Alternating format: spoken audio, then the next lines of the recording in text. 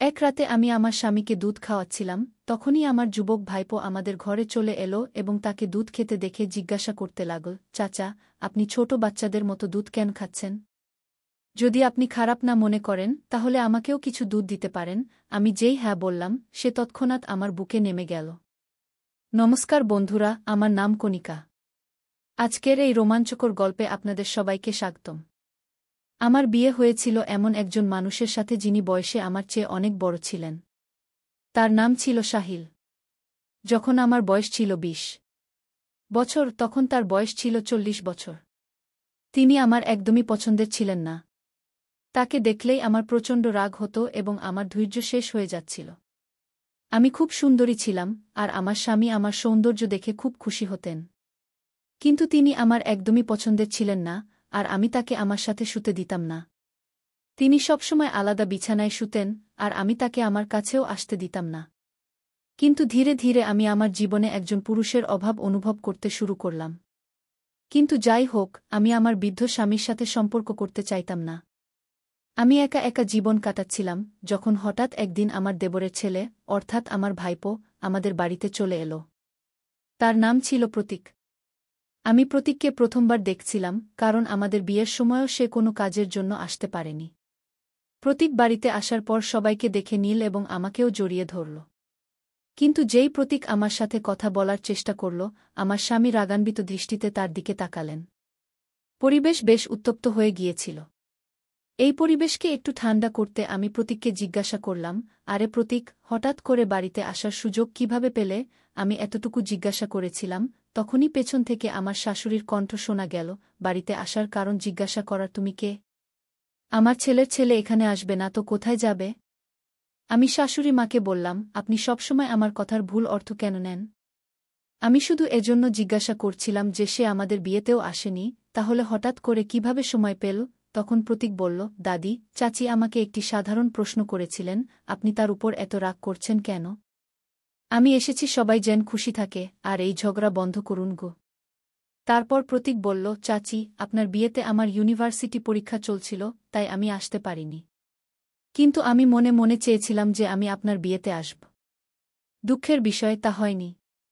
কিন্তু এখন আমি চলে এসেছি, তাই চাচির সাথে সব আদরত্ন করে নেব। আর যখন আমার মন ভরে যাবে তখনই এখান থেকে যাওয়ার কথা ভাবব। এটা শুনে সবাই হাসতে লাগল। কিন্তু প্রতীক এখানে কতদিন থাকবে তা আমি তাকে জিজ্ঞাসা করিনি। কিন্তু যেভাবে শাশুড়ি মা আমার উপর চটে গিয়েছিলেন, তাই আর কোনো প্রশ্ন করার সাহসই হয়নি। কিছুক্ষণ পরে প্রতীক ফ্রেশ হয়ে এলো, তখন শাশুড়ি মা আমাকে তার জন্য নাস্তা নিয়ে আসতে বললেন। আমি নাস্তার ট্রে নিয়ে প্রতীকের কাছে যাচ্ছিলাম, তখন হঠাৎ আমার পা পিছলে গেল এবং আমার হাত থেকে ট্রে ছুটে গিয়ে প্রতীকের উপর পড়ে গেল। এখন তো আমার শাশুড়ি মা খুব চটে গেলেন। তিনি বললেন, তৎক্ষণাৎ প্রতীকের কাপড় পরিষ্কার কর। জানি না কোনো জন্মের বদলা নিচ্ছ সে থেকে, যে পুরো ট্রেই তার উপর ফেলে দিলে। আমার স্বামী তখন বাড়িতে ছিলেন না, তিনি কোনো কাজে বাইরে গিয়েছিলেন। শাশুড়ি মায়ের ডাক শুনে আমি ভয়ে ভয়ে তৎক্ষণাৎ রান্নাঘরে গেলাম এবং রান্নাঘর পরিষ্কারের কাপড় নিয়ে এলাম। আমি শাশুড়ি মাকে জিজ্ঞাসা করলাম, আমি কি প্রতীকের কাপড় পরিষ্কার করব? তিনি বললেন, যখন সব ধ্বংস তুমিই করেছ, তখন পরিষ্কারও তো তুমিই করবে, না? এতে জিজ্ঞাসা করার কি আছে? প্রতীক কিছু বলছিল না এবং নিজে থেকে নিজের কাপড় পরিষ্কার করার চেষ্টাও করছিল না। কিন্তু আমি তার কাপড় মুছতে গিয়ে খুব লজ্জা পাচ্ছিলাম, কারণ নাস্তা এমন জায়গায় পড়েছিল যেখানে তাকে ছুঁতে আমার লজ্জা হচ্ছিল। কিন্তু যখন সে নিজে থেকে পরিষ্কার করার চেষ্টাই করল না, তখন আমি বুঝে গেলাম যে প্রতীকও চায় যে আমি তার কাপড় পরিষ্কার করি। তখন প্রতীক আমাকে প্রেমময় দৃষ্টিতে দেখতে লাগল এবং একে একে বিস্তারিতভাবে বলতে লাগল যে কিভাবে আমি তার কাপড় পরিষ্কার করব। যখন আমি তার কাপড় পরিষ্কার করছিলাম, তখন হঠাৎ আমার স্বামী সেখানে চলে এলেন এবং দরজা থেকেই আমার উপর চিৎকার করে বললেন, তুমি এসব কাজ কেন করছ? এই ছেলে কি এতটুকুও বুদ্ধিমান নয় যে নিজে থেকে নিজের প্যান্ট পরিষ্কার করে নেবে? আমি বললাম, আমি এই কাজ নিজের ইচ্ছায় করছি না, বরং শাশুড়ি মায়ের বলায় করছি। এটা শুনে সাহিল, অর্থাৎ আমার স্বামী, আমার শাশুড়ি মাকে বললেন, মা, আপনি কি, তোমরা সবাই কি করছ? তোমাদেরও কি একটু লজ্জা হয় না? যা ঘটেছে তা অনিচ্ছাকৃতভাবে ঘটেছে, কণিকা ইচ্ছাকৃতভাবে ট্রে ফেলেনি। আর ভবিষ্যতে সে কোনো অপরিচিত পুরুষের কাজ করবে না। গিয়ে কথা বলে সাহিল আমার হাত থেকে কাপড়টা নিয়ে সেখান থেকে চলে গেল। আমিও তার পিছে পিছে রান্নাঘরে চলে গেলাম। প্রতীকও আমার পিছে পিছে এল এবং হাত ধোয়া শুরু করল। সে কিছুটা বকবক করছিল, যার কারণে সে কিছুটা বিষণ্ণ দেখাচ্ছিল। সে আরও জোরে বকবক করতে লাগল, আমি এখান থেকে এখনই চলে যাব। আমি এটা শুনে ফেললাম এবং তার কাছে গিয়ে বললাম, প্রতীক, তোমার এখানে আসা মাত্র কয়েক ঘন্টা হয়েছে, এত তাড়াতাড়ি বাড়ি ফিরে যাওয়ার কথা কেন বলছ? প্রতীক বলল, আপনি তো দেখলেনই চাচাজি কিভাবে আমার সাথে কথা বললেন। চাচাজি আমাকে আউটসাইডার মনে করেন, আর সম্ভবত আপনিও আমাকে আউটসাইডার মনে করেন। তাহলে আমি আউটসাইডারদের মধ্যে কেন থাকব? আমি তো এখানে আমার নতুন বউকে দেখতে এসেছিলাম, কিন্তু ছেড়ে দিন, সম্ভবত আমার ভাগ্যে চাচির ভালোবাসা নেই। কি এ কথা বলে সে চলে যেতে লাগল। ঠিক তখনই আমি তার হাত টেনে আমার দিকে টেনে নিলাম। সে আমার খুব কাছাকাছি চলে এসেছিল। তাকে সরিয়ে দিয়ে আমি বললাম, সরি প্রতীক, আমি ভুলে তোমাকে টেনে নিয়েছি। তারপর আমি তাকে বোঝালাম, তুমি সাহিলের কথায় কষ্ট পেও না। আসলে আমি তার একেবারেই পরোয়া করি না। সে শুধু আমার সৌন্দর্যের জন্য আমার পিছে ঘুরে বেড়ায়। আমি আজ পর্যন্ত তাকে নিজেকে স্পর্শ করতে দিইনি। আর তোমার প্যান্টে পরা চাও আমি পরিষ্কার করে দিতাম, কিন্তু তখন সাহিল এসে চিৎকার করতে শুরু করল। এখন যদি তুমি আমার কাছ থেকে আদর চাও, তাহলে এখানেই থাকো। এখন তুমি নিজেই বুঝে নাও কি সিদ্ধান্ত নিতে হবে। আমার কথা শুনে প্রতীক বলল, চাচি, সত্যি বলতে চাচাজির কথা শুনে আমার খুব রাগ হয়েছিল, কিন্তু আপনি আমার সব রাগ শান্ত করে দিয়েছেন।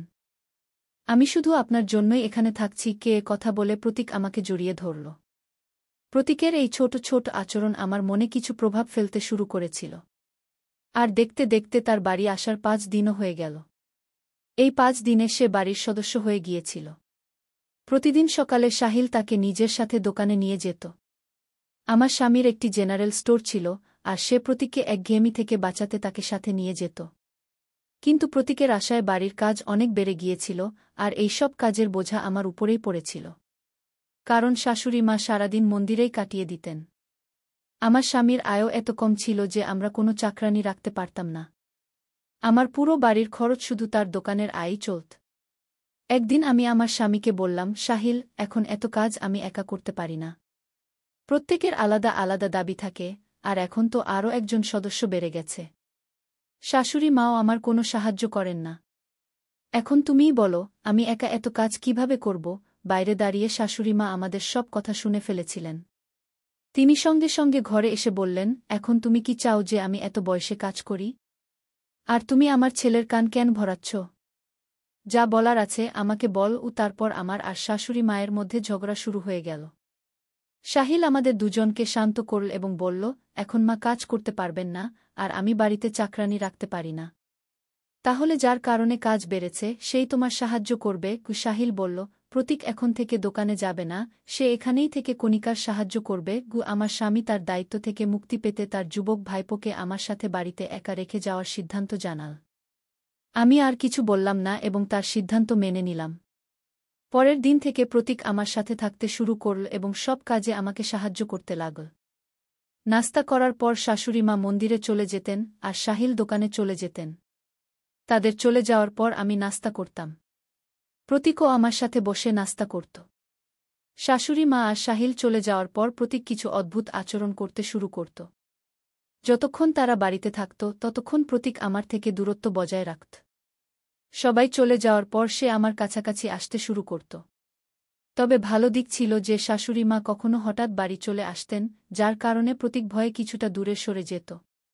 সবাই চলে যাওয়ার পর সে আমার কাছে তার ব্যক্তিগত কাজ করাত, যেমন তার পিঠে সাবান লাগানো, তার কাপড় বের করে রাখা। তার সাহস এত বেড়ে গিয়েছিল যে সে আমাকে এ পর্যন্ত বলতে শুরু করেছিল যে আমার কোনো শাড়ি বা কোন ধরনের ব্লাউজ পরা উচিত, যদিও আমি তা উপেক্ষা করছিলাম। একবার সে আমাকে গোসলের পানি ভরতে বলল। সে দিন আমি সকাল থেকেই রাগে ছিলাম। আমি তার বাথরুমে খুব গরম পানি রেখে দিলাম। কিছুক্ষণ পর প্রতীক দৌড়ে সরাসরি আমার ঘরে চলে এল। তার শরীরে শুধু একটি তোয়ালে জড়ানো ছিল, তার শরীর খুবই টানটান ছিল। আজ আমি লক্ষ্য করেছিলাম যে সে খুবই সুন্দর ও যুবক একটি ছেলে। ঘরে ঢুকেই সে লাফাতে শুরু করল এবং বলল, চাচি, আমার এটা পুড়ে গেছে। আমি জানতাম যে আমি তার বাথরুমে খুব গরম পানি রেখে এসেছিলাম, কিন্তু গোসল শুরুর সময় কেউ কি নিজের সেই জায়গায় পানি ঢালে? সে আবার বলল, চাচি, কোনো ক্রিম থাকলে দয়া করে লাগিয়ে দাও, আমার খুব জ্বালা করছে। এত বলতে বলতে সে আমার বিছানায় বসে পড়ল। আমি জিজ্ঞেস করলাম, কোথায় জ্বালা করছে? সে তার উরুর দিকে ইশারা করতেই আমি একটু ঘাবড়ে গেলাম। আমি ভাবলাম, আমার ভুল হয়ে গেছে, আমাকে বাথরুমে এত গরম পানি রাখা উচিত ছিল না। কিন্তু তারও তো দেখে নেওয়া উচিত ছিল যে পানি বেশি গরম নাকি ঠান্ডা। সেই সময় লজ্জা ও ভয়ে আমি ধীরে ধীরে তার পা থেকে তোয়ালে সরাতে শুরু করলাম। তার পা হাঁটুর উপর পর্যন্ত পুড়ে গিয়েছিল। সেই যুবক ছেলেটিকে এভাবে স্পর্শ করতে আমার খুব লজ্জা হচ্ছিল। তোয়ালে সরানোর আগে আমি প্রতীকের দিকে একবার তাকালাম। তার শয়তানি চোখ দেখে আমি সেখান থেকে সরে গেলাম এবং তাকে বললাম, প্রতীক, তুমি মিথ্যা বলছ, এটা সব তোমার নাটক, না? এতে সে বলল, চাচি, আমি তোমার কাছ থেকে সত্য শুনতে চেয়েছিলাম, তুমি কি ইচ্ছে করে আমার জন্য গরম পানি রেখেছিলে? আমি এতটা বোকাও নই যে পানি না দেখে গোসল করতে বসে যাব। আমি শুধু জানতে চেয়েছিলাম, তোমার মনে আমার জন্য রাগ নাকি চিন্তা আছে। আমি তো আমার চাচির সঙ্গে ছোট্ট একটা মজা করছিলাম। প্রতীকের এই কথা শুনে আমার তার উপর খুব রাগ হল। ঠিক তখনই সে আমার হাত ধরে নিজের দিকে টেনে নিল এবং আমার চোখের দিকে তাকিয়ে বলল, চাচি, আমি তোমাকে কেমন লাগি? তার প্রশ্নটা আমার কাছে বেশ অদ্ভুত লাগল। আমি বললাম, প্রতীক, তুমি কি পাগলামি করছ? এটা ভুলো না যে আমি তোমার চাচি। আমার হাত ছেড়ে দাও, না হলে আমি তোমার চাচাকে তোমার বিরুদ্ধে অভিযোগ করব এবং তিনি তোমার এই আচরণের জন্য তোমাকে বাড়ি থেকে বের করে দেবেন। প্রতীক বলল, চাচা আমাকে বাড়ি থেকে বের করতে পারবে না। প্রতীকের ধরা আরও শক্ত হচ্ছিল। সে আমার এত কাছে চলে এসেছিল যে আমার স্বামীও কখনো এত কাছে আসেননি। প্রতীকের কারণে আমার শক্তি খুব কমে যাচ্ছিল এবং তখনই সে আমার কানে প্রেমময় কথা বলতে শুরু করল। এখন আমি একদম নিস্তেজ হয়ে যাচ্ছিলাম। ঠিক তখন বাইরে থেকে শাশুড়ির আওয়াজ এল, বউ, বাইরে আসো। আজ জীবনে প্রথমবার আমার শাশুড়ির আওয়াজ খুব মিষ্টি ও শান্তিদায়ক লাগল, কারণ এই আওয়াজের জন্যই আমি প্রতীকের কবল থেকে মুক্তি পেলাম। শাশুড়ির আওয়াজ শুনেই প্রতীক আমাকে ছেড়ে দিল। একবার সাহিল বাড়ি এলে আমি ঠিক করলাম যে আমি তার কাছে তার সবজির অভিযোগ করবই। রাতে ঘুমানোর আগে সাহিল আমাকে জিজ্ঞেস করল, এখন তো তোমার কাজের বোঝা অনেক কমে গেছে। প্রতীক তো তোমাকে সাহায্য করে না? আমি সাহিলকে কিছু বলতে যাচ্ছিলাম, ঠিক তখনই প্রতীক আমাদের ঘরে ঢুকে সাহিলকে জিজ্ঞেস করল, চাচা, আপনি ছোট বাচ্চার মতো দুধ কেন খাচ্ছেন? এতে আমি বললাম, তোমার চাচার ক্যালসিয়ামের অভাব আছে, তাই তিনি রোজ রাতে দুধ খান। তোমার এতে কোনো সমস্যা আছে? এই রাতের সময়টা আমাদের স্বামী স্ত্রীর জন্য। তুমি আমাদের মধ্যে আসো না। ঘরের লাইট বন্ধ করে দাও এবং এখান থেকে চলে যাও। এত বলেই আমি প্রতীককে আমার ঘর থেকে বের করে দিলাম। আমি যা বললাম তা শুনে সাহিলের মুখে হাসি ফুটে উঠল। সে আমাকে খুব স্নেহের দৃষ্টিতে দেখতে লাগল। আমি তার কাছে গিয়ে খুব আদর করে তাকে দুধ খাওয়াতে লাগলাম। দুধ খেতে খেতে সাহিল আমার কোলে ঘুমিয়ে পড়ল। পরদিন সকালে উঠে আমি রান্নাঘরে যাচ্ছিলাম, হঠাৎ প্রতীক আমার হাত ধরে তার ঘরে টেনে নিল। সে আমাকে খুব শক্ত করে ধরে রেখেছিল। তার এই নিচু কাজ দেখে আমি বললাম, প্রতীক, এ কি বেয়াদবি? পরের ৫ সেকেন্ডে যদি তুমি আমার হাত ছেড়ে না দাও, আমি জোরে চিৎকার করব এবং চাচাকে ডাকব। প্রতীক বলল, চাচি, তুমি মাইক নিয়েও আসো। তবু চাচা উঠবেন না, কারণ তার স্ত্রী তাকে ঘুমের ওষুধ মিশ্রিত দুধ খাওয়িয়েছে। তাই সে উঠবে না। প্রতীকের এই কথা শুনে আমি হতবাক হয়ে গেলাম।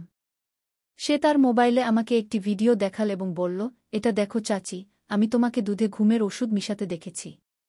শুধু এটাই নয়, আমি তোমার আরও অনেক কাজের ভিডিও বানিয়েছি। যদি চাচা এই সব ভিডিও দেখে ফেলেন, তাহলে তোমার কি হবে? এত বলেই সে তার শয়তানি হাসি হাসতে লাগল। সাহিল যেন আমার কাছে না আসে, তাই আমি চুপি চুপি তার দুধে ঘুমের ওষুধ মিশিয়ে দিতাম। সেই ভিডিও দেখিয়ে প্রতীক আমাকে ব্ল্যাকমেল করতে শুরু করেছিল এবং এই অজুহাতে আমি প্রতীকের সাথে ঘনিষ্ঠতা বাড়ানোর চেষ্টা করছিলাম। আমি তাকে ভালো মনে করতাম, কিন্তু সে ছিল খুবই ধূর্ত। এখন প্রতীকের সাথে মিষ্টি মিষ্টি কথা বলার আমার আর কোনো উপায় ছিল না। তাই আমি তার গলায় হাত দিয়ে দাঁড়িয়ে বললাম, আরে প্রতীক, আমি তো শুধু মজা করছিলাম। তুমি যেদিন থেকে এখানে এসেছ সেদিন থেকে আমি তোমার কাছাকাছি আসতে চেয়েছি, কিন্তু সুযোগ পাচ্ছিলাম না। আর আজ দেখো, কত ভালো সুযোগ এসে গেছে। আমি তাকে এত মধুরভাবে কথা বলছিলাম যে সে আমার কথায় বিশ্বাস করে ফেল। সে বলল, চাচি, আমিও বাচ্চাদের মতো দুধ খেতে চাই। তুমি কি আমাকে বাচ্চাদের মতো দুধ খাওয়াবে? আমি বললাম, হ্যাঁ, কেন না। এত বলেই আমি তাকে দুধ খাওয়ানো শুরু করলাম। কিছুক্ষণ পর আমি তার ঘর থেকে বেরিয়ে এলাম। পরদিন সাহিল আবার প্রতীককে দোকানে নিয়ে গেল। কিন্তু আমার প্রতীকের উপর একদমই বিশ্বাস ছিল না। যদি সে ভুলেও সাহিলের সামনে মুখ খুলে দেয়, তাহলে আমার বিপদ আসবে। তাদের দোকানে যাওয়ার কিছুক্ষণ পরই আমিও আমাদের দোকানে পৌঁছে গেলাম। কারণ আমাকে প্রতীকের উপর নজর রাখতে হবে। যখন আমি দোকানে পৌঁছালাম তখন সেখানে কাউকে দেখতে পেলাম না। তাই আমি দোকানের ভিতরে চলে গেলাম। ভিতরে আমি একটি বেসমেন্ট দেখলাম যা আমি আগে কখনো দেখিনি। কিন্তু ভিতর থেকে কারো কথা শুনতে পাচ্ছিলাম। সিঁড়ি না থাকায় আমি ভিতরে যেতে পারছিলাম না, তাই আমি কান লাগিয়ে শুনতে লাগলাম। ভিতর থেকে সাহিল ও প্রতীকের কথা শুনতে পেলাম। সাহিল প্রতীককে জিজ্ঞাসা করছিল কখন তার জ্ঞান ফিরবে। দ্রুত এর চিকিৎসা কর এবং টাকা নিয়ে এই মেয়েটিকে নিয়ে এখান থেকে চলে যাও। ও আমি ভাবলাম এরা কোনো মেয়ের কথা বলছে। তখনই আমি প্রতীককে বলতে শুনলাম সে সাহিলকে জিজ্ঞাসা করছিল, তুমি এই মেয়ের মুখ আমাকে কেন দেখাচ্ছ না? আর এই মেয়েকে? তার প্রশ্নে সাহিল তাকে ধমকে চুপ করিয়ে দিল। প্রতীক আমার সম্পর্কে আমার স্বামীকে কিছু বলেছে এমনটা আমার মনে হচ্ছিল না। তখনই আমি ভিতর থেকে তাদের বের হওয়ার শব্দ পেলাম। আমি তড়িঘড়ি দোকান থেকে বাড়ির দিকে দৌড়ে গেলাম। বাড়ি পৌঁছেই আমি পরিকল্পনা করলাম যে রাতে সাহিলকে ঘুমের ওষুধ না দিয়ে আমি প্রতীকের ঘরে যাব এবং প্রতীকের উপর আমার সাথে জোরজবরদস্তির অভিযোগ তুলব। এরপর সাহিল প্রতীককে চিরতরে বাড়ি থেকে বের করে দেবে। সন্ধ্যায় যখন সাহিল বাড়ি এল তখন আমি তাকে শাশুড়িমার ঘরে যেতে দেখলাম। তার ঘরে যাওয়ার সময় আমি সাহিলের মুখে চিন্তা দেখতে পেলাম। সে ভিতরে যেতেই আমি দরজায় কান লাগিয়ে তাদের কথা শুনতে লাগলাম। সাহিল মাকে বলছিল, মা তুমি আমাকে সারাদিন এত কল করছো কেন? এমনকি ভূমিকম্প এসে গেছে। শাশুড়িমা বললেন, এটাকে ভূমিকম্প না বলে আর কি বলবো?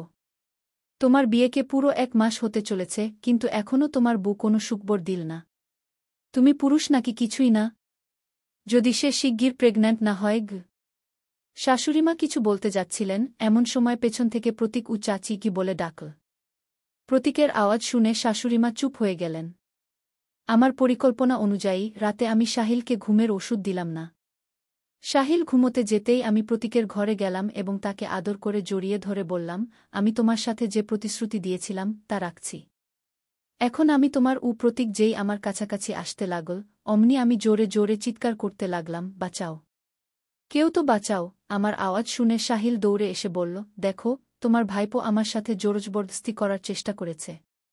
একে এখনই বাড়ি থেকে বের করে দাও। সাহিল আমার কাছে এসে একটি চড় মারল এবং বলল, প্রতীক আজ দুপুরেই সব বলেছে। আমি জানতে পেরেছি যে তুমি আমাকে ঘুমের ওষুধ দিচ্ছ। এখন আমি আর প্রতীক দুজনেই তোমার উপর ভালোবাসার বৃষ্টি করব। এত বলেই তারা দুজনেই আমার উপর ঝাঁপিয়ে পড়ল। এমন সময় বাইরে পুলিশের গাড়ির আওয়াজ শোনা গেল। কিছুক্ষণের মধ্যেই পুলিশ ঘরের ভিতরে চলে এল। আগে থেকেই আমার প্রতীকের উপর সন্দেহ ছিল। সেই সন্ধ্যায় শাশুড়িমা ও আমার স্বামীর কথা শুনে আমি আরও বেশি চিন্তিত হয়ে পড়লাম যে তারা দুজনেই আমাকে দ্রুত প্রেগন্যান্ট করে আমার থেকে কী লাভ পেতে চায়। তবে আমি নিশ্চিত ছিলাম যে এই বাড়িতে আমার জীবনের ঝুঁকি আছে। তাই আমি আগেই পুলিশকে ফোন করেছিলাম। পুলিশ তাদের দুজন দুষ্কৃতী ও শাশুড়িমাকে গ্রেফতার করল। এরপর আমি পুলিশের সাথে আমাদের দোকানে গেলাম। সেখানে আমরা একটি ঘুমন্ত মেয়েকে পেলাম যার মুখ সম্পূর্ণ ঢাকা ছিল। আমি যেই মেয়েটির শরীর থেকে কম্বল সরালাম আমার পায়ের নিচ থেকে মাটি সরে গেল। কারণ সেই মেয়েটি আর কেউ নয়, আমার ডাক্তার বোন। ডাক্তাররা তার পরীক্ষা করে জানা গেল যে সে কোমায় আছে। সাহিল আমার বোনের স্বামী ছিল। তাদের বিয়ের কয়েকদিন পরই সাহিল অভিযোগ করেছিল যে আমার বোন পালিয়ে গেছে। বর বোনের পালানোর কারণে আমার জীবন নষ্ট হয়ে গেছে এমন কথা বলে সাহিল আমার বাবাকে আমার কাছে প্রস্তাব দিয়েছিল। যখন পুলিশ সাহিলের বক্তব্য রেকর্ড করেছিল তখন জানা গেল যে সেই দুষ্ট বুড়ি আমার বাবার সম্পত্তি দখল করার জন্য আমার বোনের উপর অনেক অত্যাচার করেছিল। কিন্তু সে এই বলে সেই দুষ্টদের থেকে নিজেকে মুক্ত করার চেষ্টা করেছিল যে আমি তাদের সৎ মেয়ে এবং সব সম্পত্তি আমার ছোট বোনের নামে আছে। প্রতীক একটি ছোট গ্রামে একটি ছোট ক্লিনিক চালানো ডাক্তার ছিল যাকে আমার বোনের চিকিৎসার জন্য আনা হয়েছিল এবং এটি এই 3 জনের মিলিত ষড়যন্ত্র ছিল। সেই 3 জন অপরাধীকে আদালত যাবজ্জীবন কারাদণ্ড দিয়েছিল এবং এইভাবে আমার বোন এবং আমার প্রাণ বেঁচে গেল। কমেন্ট করে অবশ্যই জানাবেন যে আপনি এই গল্পটি কেমন পছন্দ করেছেন। যদি আপনি এই গল্পটি পছন্দ করেন তবে এটি লাইক করুন এবং আপনার বন্ধুদের সাথে শেয়ার করুন। ভবিষ্যতে এমন রোমাঞ্চকর গল্পের জন্য আমাদের চ্যানেল সাবস্ক্রাইব করুন এবং বেল আইকন টিপতে ভুলবেন না। সবাই নিজের এবং নিজের পরিবারের যত্ন নিন। ধন্যবাদ।